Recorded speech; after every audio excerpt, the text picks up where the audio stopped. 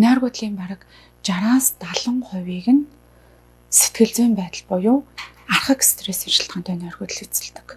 Манай улсын 5 хүн тутмын нэг нь нойргуудлын асуудалтай гэсэн судалгаа байдаг. Тэгвэл сэтгцийн эмгэг судлаач, сэтгэл засалч, нойргуудал сэтгэл заслын эмнэлгийн эмч мандахтай ярилцаж зөвлөгөө авах ирсэн байна. Насанд хүрсэн хүмүүс буюу 18-аас 65 насны хүмүүсийн хувьд хоногтоо шөнийн цагаар 7-8 цагийн хугацаанд унтаад өглөө амарсан мэдрэмжтэй босч байвал нойр бас хангалттай гэж үзсэн. Тэгвэл стандартаар нэг 7-8 цаг гэдэг боловч тухайн хүний зан төрхийнх нь онцлог байдлаас хамаарат ер нь арай богино цагаар унтах эсвэл 10-12 цагаар унтчихэж хансан нойрны мэдрэмж авдаг хүмүүс ч бас байдаг. Энэ дээр яадаг вэ гэхээр хөвчлэн дотогшоогоо тайван дугай төрлийн зантай хүмүүс маань илүү олон цагаар унтчихэж сэргсэн мэдрэмж авдаг. Харин сэргэлэн цаваа гялал зур сэтгэлийн хөдөлгөөн өндөртэй хүмүүс маань нэг 6-7 цаг унтчихад нойр хансан мэдрэмж авдаг. Хамгийн унтаж эхлэх ёстой хамгийн сайн цаг бол шөнийн 22 цагаас 23 цагийн хооронд унтаж эхэлсэн байх ёстой гэж үздэг. Оройны 21 цагаас шөнийн тэг цагийн хооронд мелатонин гэдэг юм тархинд унтуулдаг даавар ялгардаг. Тэр мелатонин гэдэг дааврын тусламжтайгаар л бид нэр шөндөө унтдаг. Тэр мелатонин гэдэг даавар маань бүдэг гэрэлтэй, тайван орчинд илүү сайн ялгардаг. Тийм ч учраас одоо нойрны дэглэмийн үед 21 цагаас хойш уцаа битгий их хэрэглээрээ, компьютер дээр ажил битгий хийгээрэй гэж зөвлөдөг. 21 цагаас хойш бүдэг гэрэлтэй орчинд байх юм бол мелатонин гэдэг даавар маань сайн ялгараад 22 цагаас 23 цагийн хооронд нойрны дохио гэдэг зүйл хүн болгонд өгөгддөг. Тэр нойрны дохио гэдэг зүйлтэй давхцуулаад орондоо орох юм бол ядах юмгүйгээр амархан унтчихдаг. Нойрны дохио гэдэг маань нэг юм хүн ившээлгээл бие тавираа, сулраал, ноцоорсон мэдрэмж төрдөг. За яг энэ үедээ давхцуулж унтвал хурдан унтдаг. Энэ ноцоорсон байдлаа өнгөрөөгөөд уцаараа оролдоод тархиа сэргээгээд байх юм бол унтах хугацаа маань хоошилдог байх нэ. Яагаад ингэж 22 цагаас 23 цагийн хооронд унтаарай гэж юм гэхээр тэр deep sleep буюу тархи амраадаг, нөхөн төлжөлт явагддаг хамгийн чухал хэрэгтэй ашигтай нойр бол шөнийн 22 цагаас тэг 2 цагийн хооронд үргэлжилдэг. Иннээс хойш хэдэн цаг унтаад ч энэ цаг дундах шиг тийм сайхан чанартай нойрыг авч чаддаггүй байх. Нас явах тусмаа улам нойргуудах магадлалтай, нойргуудл илүү тохиолддог гэдэг маань тухайн хүний нас явах тусам хураасан, хуримтлуулсан амьдралын стресс улам нэмэгддэгтэй холбоотой. Ихэвчлэн одоо нойргуудалтай гэд үзүүлж байгаа хүмүүс бол 50-аас дээш насны хүмүүс үзүүлдэг. 50-аас дээш насны хүмүүс маань яадаг вэ гэхээр нойргуудад байна. Яагаад нойргуудад байна? Би гайхаад байна. Одоо миний амьдралд ямар нэгэн санаа зовхоор асуудал байхгүй.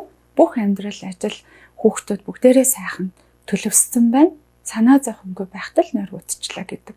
Тэгээд өмнөх амьдралыг нь одоо тодруулаад асуугаад үзэхээр 20-д, 30-д, 40-д наснда нэлээд амьдралын архаг стресстэй, тэр стрессээ огт тайлаагүй, хуримтлуулсан, хураасан хүмүүс маань стрессийн түвшин архагшаад ихсээд ирхийн алдад 50 гаруй наснда стрессийн шалтгаантай нойргуудал үүсдэг.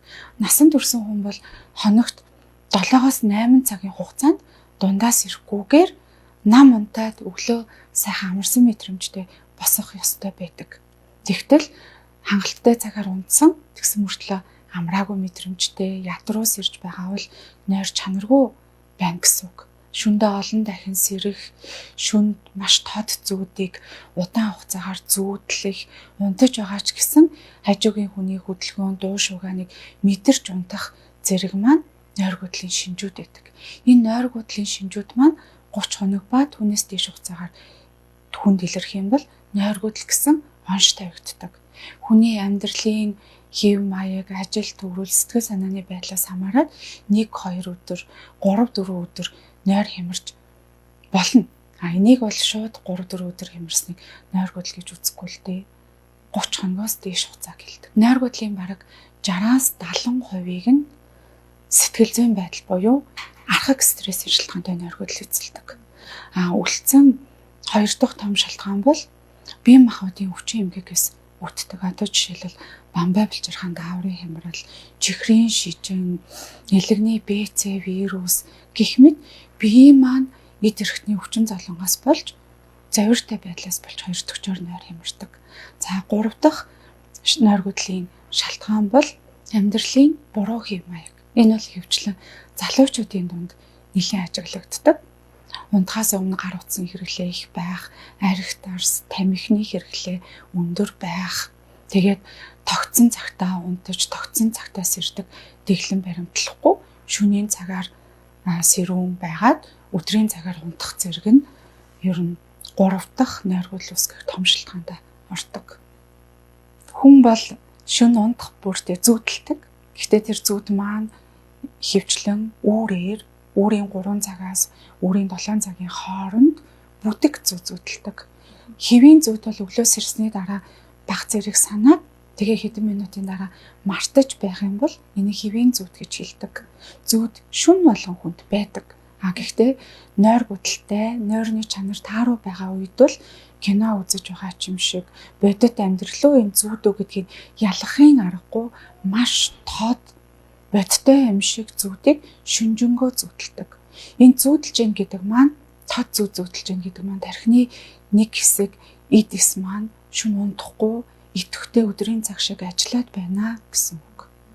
Нойр хэвэн байна уугүй юу гэдгийг мэдхийн тулд өглөө хэр амарсан сэрдгөө, хэр энерги гэрч хүчтэй сэрдгөө гэдэг хамгийн чухал асуулт байдаг.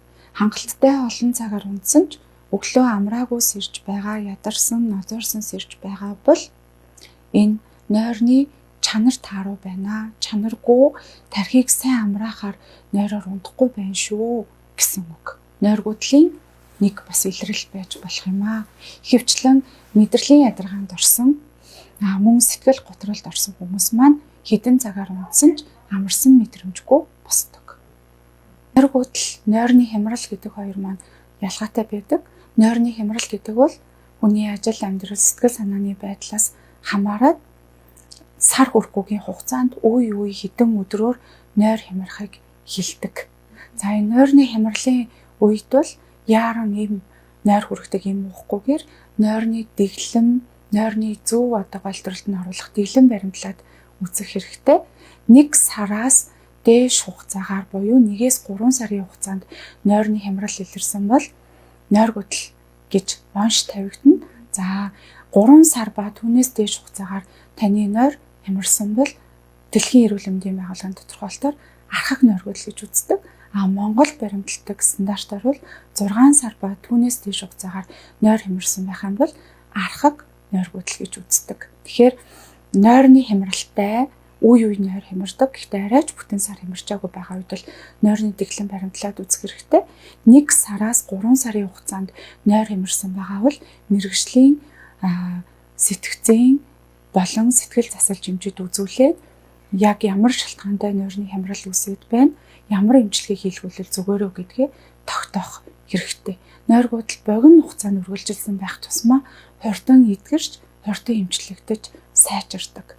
За архаг нойргуудл үүссэн байвал ер нь хөвчлэн 3-аас 6 сарын хугацаанд эмчийн хяналтанд доор нойр докторжуулдаг эмийн эмчилгээг хийлгэх шаардлагатай болдог.